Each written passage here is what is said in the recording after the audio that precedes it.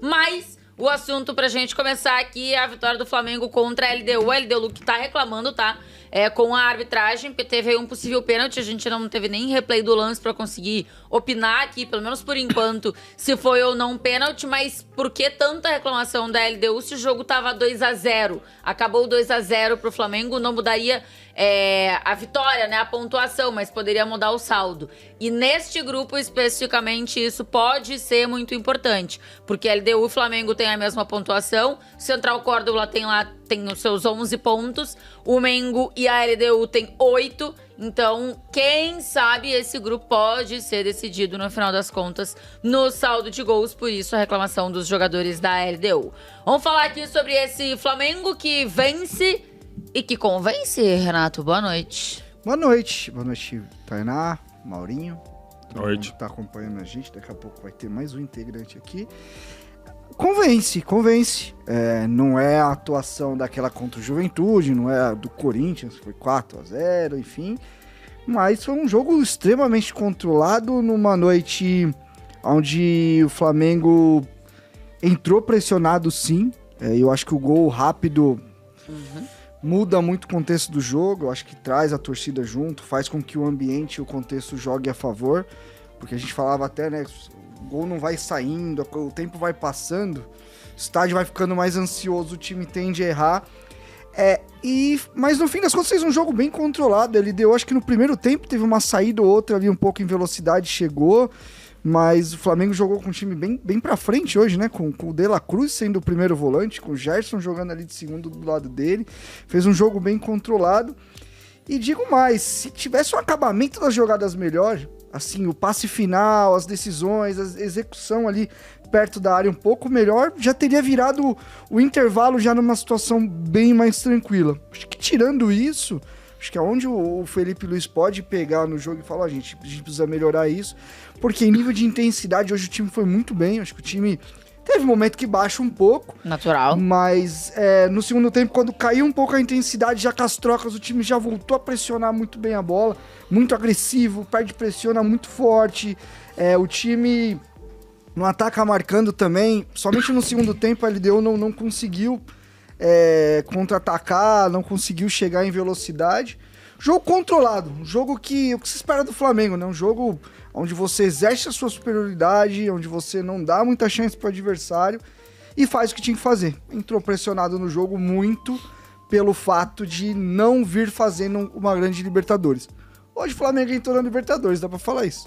Pode ser que esse seja um bom ponto. Quando o Renato tava falando aqui no momento final, né, no último passe ou no penúltimo passe, alguns erros, daqui a pouco a gente entra, porque eu imagino que o torcedor do Flamengo automaticamente pense no nome do Michael, daqui a pouco a gente vai falar mais sobre isso. Mas antes, Maurito, acho que o torcedor do Flamengo, ele queria respirar na Libertadores. E ele respira com possibilidades sem aparelhos. Muito ok, né? De se classificar para as oitavas de final. Boa noite, Boa noite, Tainá. Boa noite, Renatão. Boa noite, EBSR, que nos junta aqui depois do Arquibancada. Foi uma ótima estreia do Flamengo na Libertadores.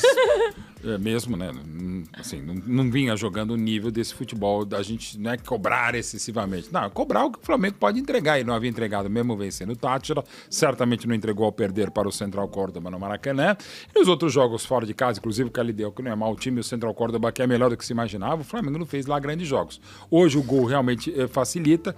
Aqueles treinadores que tentam dar o abafo em 10, 15, 20 minutos iniciais têm toda a razão, porque é como destacou o Renato, o gol do Léo Ortiz com 8, 9 minutos dá um outro astral que já estava muito legal, a torcida já estava meio que comprando a ideia do time, inclusive um time mais faceirinho, com De La Cruz e Gerson no meio, a Arrascaeta cada vez mais nessa fase goleadora próxima do ataque. Um Flamengo muito bom, melhor que a LDU, fez 1, fez 2, podia ter feito mais, podia também ter sofrido, mas de um modo geral, os momentos mais complicados, quando a LDU se soltava, o Flamengo sabia contragolpear, e o segundo gol, uma jogadaça do Alexandre, muito bonita para o segundo gol, aquele jogo para ser, se não um marco, um jogo que é assim, ó, gente, Flamengo, dá para você jogar essa bola, sabe? Então, dá para você sonhar, dá para você passar, e se o Flamengo sonha, o rubro-negro também, claro, vai dormir feliz. Todos os demais adversários, seja no pote 1, seja no pote 2, o Flamengo vai acabar se classificando, sabem que vem treta pela frente. Esse Flamengo é o que a gente imaginava na Libertadores da América.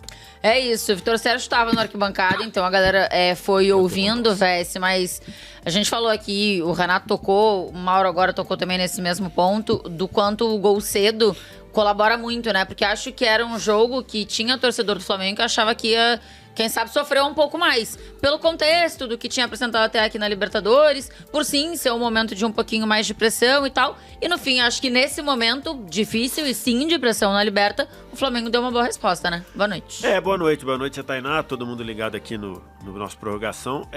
Por DNA, o time do Flamengo, eu tenho batido nessa tecla aí já desde o ano passado, quanto mais tempo o jogo fica 0-0, mais o jogo fica perigoso pro Flamengo. Sim. Porque é um time que tem muita posse de bola, é um time que não é tão bom assim correndo para trás, é um time que é muito intenso no perde e pressiona para recuperar a bola.